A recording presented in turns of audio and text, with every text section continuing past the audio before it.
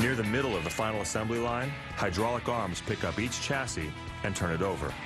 A small lift brings the engine to the line, and experienced hands swing it into the frame and bolt it down. The entire engine installation process takes less than 1 minute. I could almost set up camp in the factory and live there and just watch what goes on, because to me it's just amazing the way the bikes get built and just total organised chaos.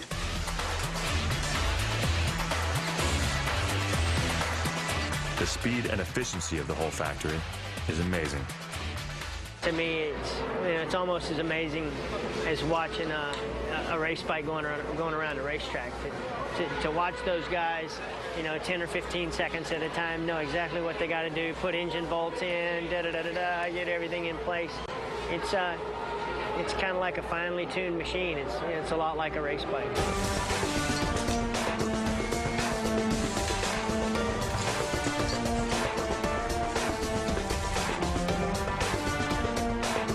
As the frame and engine move down the line, sub-assemblies are added, including forks, wheels, brakes, and clutch levers. Body panels are fitted.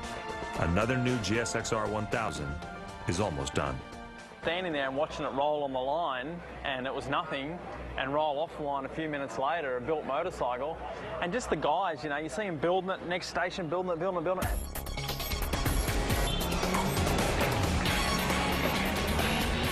Each finished bike is pushed off the assembly line onto what they call a rolling road.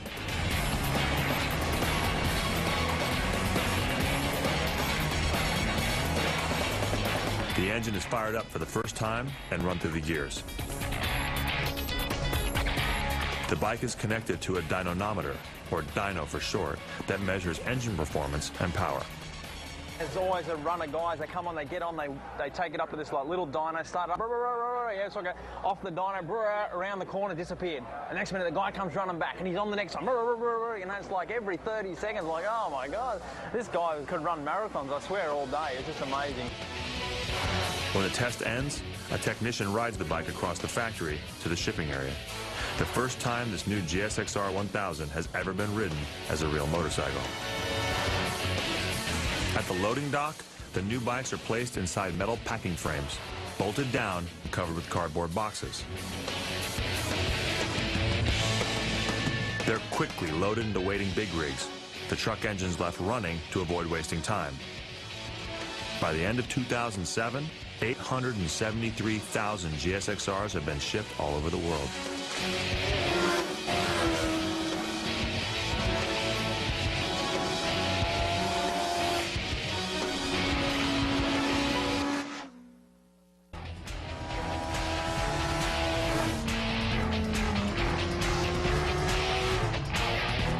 This is where every GSXR has been designed and tested. Suzuki's research and development compound in Ruyo, 30 miles outside of Hamamatsu, Japan. We are in Suzuki Proving Ground.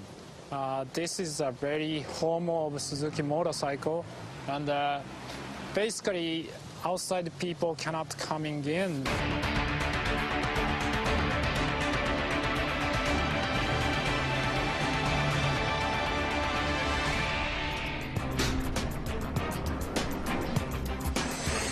Suzuki discourages photographs of the complex, but it did open the door of its engine test center.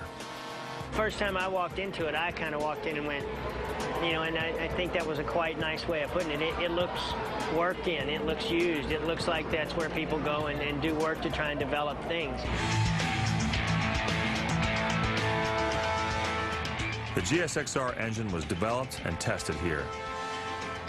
Here's our engine bench test room.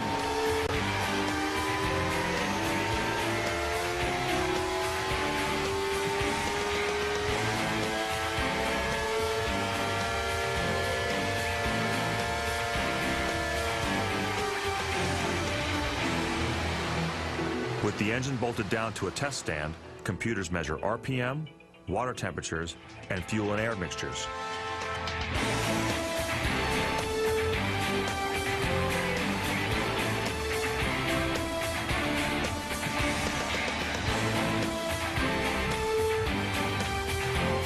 In In another part of the building, they run a second series of tests called chassis simulations. Now, the engine is installed in a completed motorcycle. This facility is for checking drivability and running the simulation much more real than engine bench, and we can check more realistic engine feeling.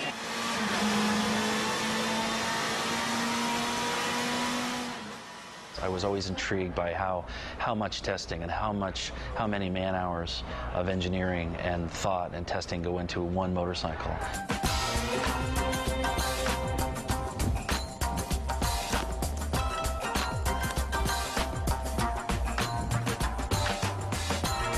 Suzuki saves the most difficult test for last, and it takes place on one of the most difficult test tracks in the world.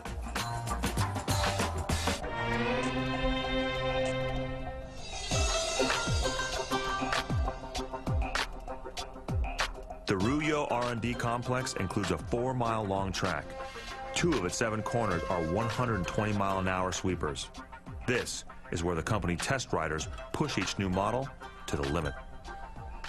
They've got bikes on the track, they come in, they pull things apart, they put stuff in, they send the test rider back out again, lap and lap and lap, come back in, change another part, put it out. That racetrack and that part of Suzuki is where a lot of the racing stuff starts.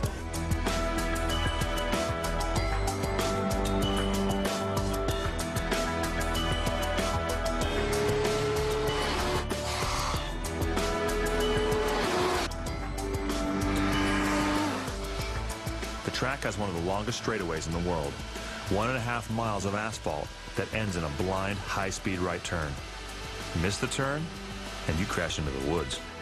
Incredibly dangerous track. I mean, walls everywhere, incredibly high speed. The back straight, you're tapped in 6th gear, like you're looking at your watch. It's so far. It's so far away. You don't know where the corner is down at the end. It's pretty hard to sit there at 175 miles an hour, but anyway, that test track is just pretty much of a shocking thing.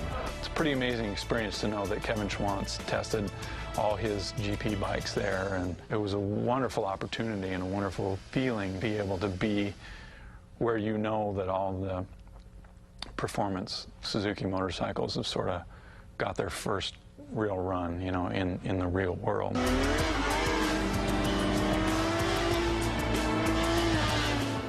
The new GSXR 1000 spent months on the Ryo test track. Finally, in 2001, the bike was put into production. Since then, many of the GSXRs have ended up in the United States, on roads made famous by Hollywood movie stars.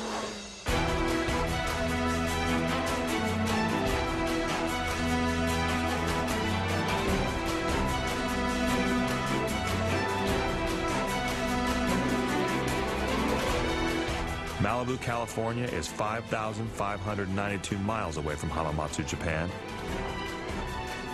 It is home to both surfers and celebrities. But what makes Malibu truly special isn't the coastline. It's the mountains that rise up from the shore and the canyon roads that carve their way through the mountains. It's the lean as I go through the corners. I'm not much interested in going in straight lines along the interstates, but I do love going leaning through the corners in the Malibu Canyon.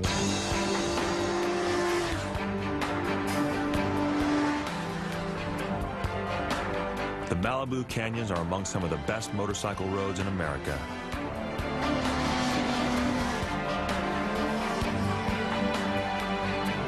The perfect place to discover just how much fun it is to ride a Suzuki GSXR.